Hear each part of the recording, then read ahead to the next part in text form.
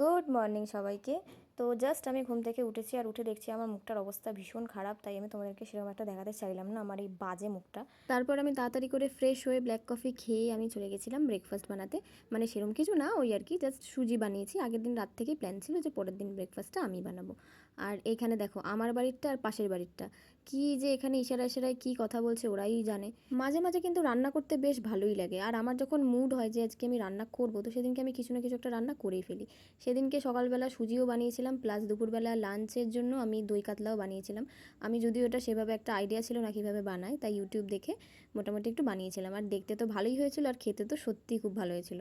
তারপরে সন্ধ্যেবেলা একটুখানি বেরিয়েছিলাম, একটু টুকটাক জিনিস কেনার ছিল। তবে আমি বেরিয়ে তো ছিলাম ফেস ওয়াশ কেনার জন্য, কিন্তু যেই ফেস ওয়াশটা দরকার ছিল সেটা আমি পাইনি।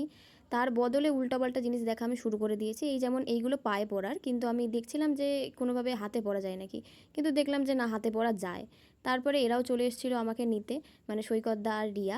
আমরা তিনজন মিলে সেদিনকে একটুখানি ওই দিল্লি রোডের জোনাকিতে যাচ্ছিলাম একটু হালকা ফুলকা চা ফা খেতে আর কি। যদিও এই প্ল্যানটা আগে থেকে ছিল না, খুবই সাডেন প্ল্যান হয়েছে। আসলে রিয়া হট করে ফোন করে বললো যে একটু ঘুরে আসি। তো আমিও বাইরেই ছিলাম, তাই ভাবলাম যে চল ঘুরেই আসা যাক।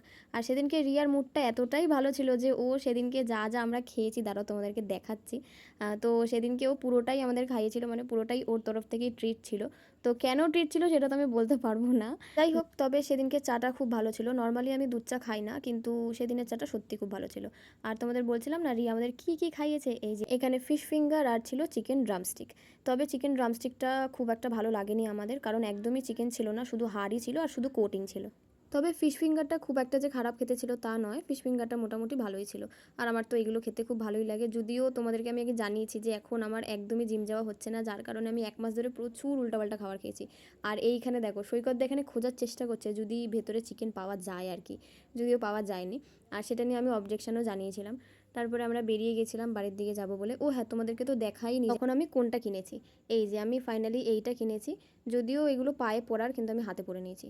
তো চলো রাতের বেলা ডিনারটা কমপ্লিট করে আবার আইসক্রিম খেয়ে নিলাম। দেখা হচ্ছে নেক্সট ভিডিওতে।